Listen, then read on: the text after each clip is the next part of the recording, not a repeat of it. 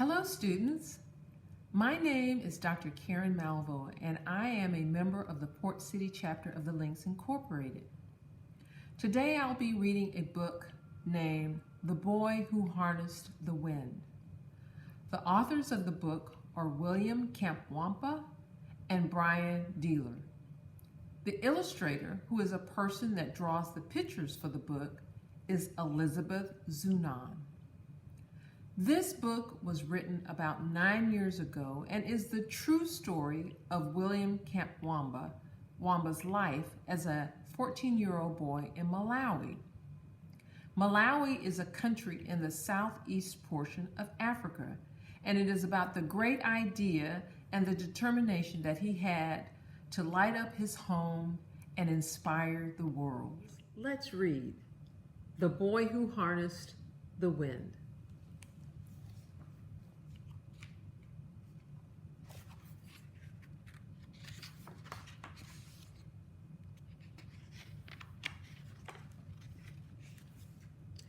In a small village in Malawi, where people had no money for lights, nightfall came quickly and hurried poor farmers to bed. But for William, the darkness was best for dreaming. He dreamed of building things and taking them apart, like the trucks with bottle cap wheels parked under his bed, and pieces of radios that he'd crack open and wonder, if I can hear the music, then where is the band? His grandpa's tale of magic and whispered in the pitch black of his room, which planes passed through the window while ghost dancers twirled around the room as if 100 men were inside their bodies.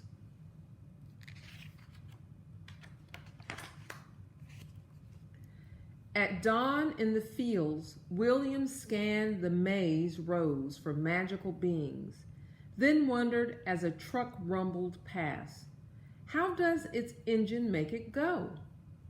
Pay attention where you throw that hoe, his father shouted. You'll cut off your foot.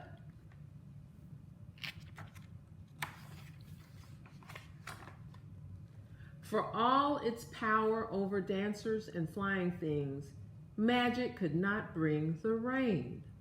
Without water, the sun rose angry each morning and scorched the fields, turning the maize into dust.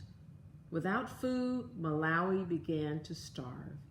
And just so you'll know, students, maize is like corn in America. Soon, William's father gathered the children and said, from now on, we eat only 1 meal per day. Make it last. In the evenings, they sat around the lantern and ate their handful, watching hungry people pass like spirits along the roads. Money also disappeared with the rain. Papani, his father said, I am sorry. You will have to drop out of school. Now William stood on the road and watched the lucky students pass, along with the monster in his belly and the lump in his throat. For weeks, he sulked under the mango tree until he remembered the library down the road, a gift from the Americans.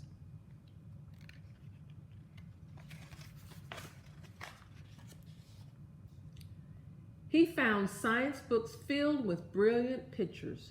With his English dictionary close by, William put together how engines moved those big trucks and how radios pulled their music from the sky.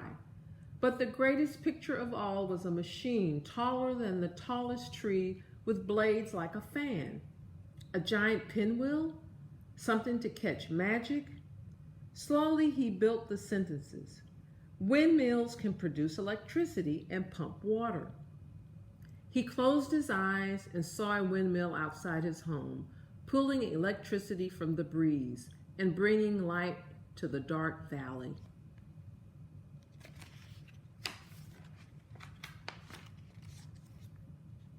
He saw the machine drawing cool water from the ground, sending it gushing through the thirsty fields, turning the maize tall and green, even when farmers' prayers for rain went unanswered. This windmill was more than a machine. It was a weapon to fight hunger.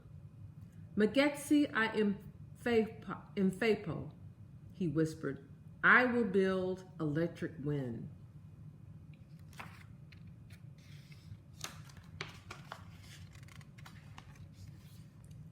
In the junkyard, pieces appeared like rusted treasures in the tall grass. A tractor fan, some pipe, and bearings and bolts that required every muscle to remove. Tonga, he'd shout to the birds and spiders holding up his prize. But as William dragged his metals home, people called out, "This boy is Masala. Only crazy people play with trash."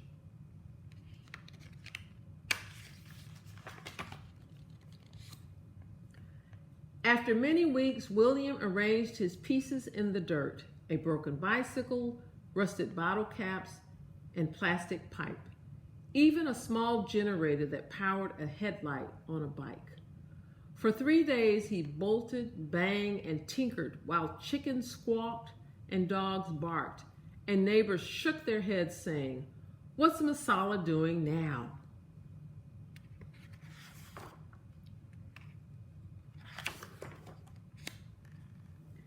His cousin Jeffrey and best friend Gilbert soon appeared.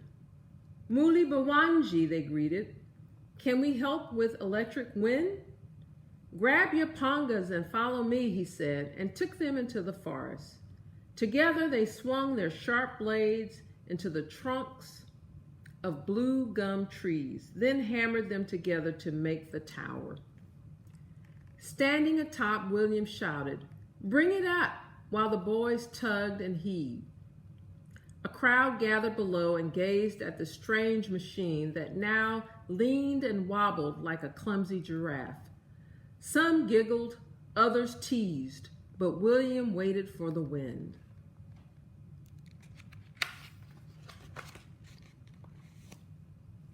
Like always, it came. First a breeze, then a gusting gale. The tower swayed and the blades spun around.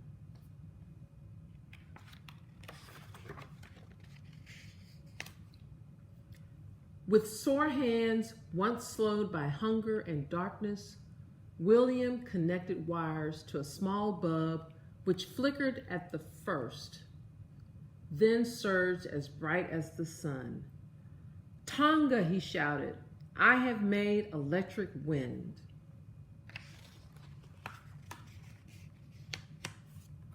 "Wachita Boino," a man yelled. "Well done." As the doubters clapped and cheered, William knew that he had just begun. Light could not fill empty bellies, but another windmill could soak the dry ground, creating food where once there was none. Magetse I Mfepo. Electric wind can feed my country, William thought. And that was the strongest magic of all. And that's the end of this story. In 2014, William eventually went to college in America at Dartmouth, which is in New Hampshire. He earned a Bachelor of Arts degree in environmental studies and then went back home to Malawi to work. I hope that you all enjoyed this book and that it encourages you to always reach for the stars. Take the time to Google William Kamkwamba to see how things worked out in his country. Thank you for listening.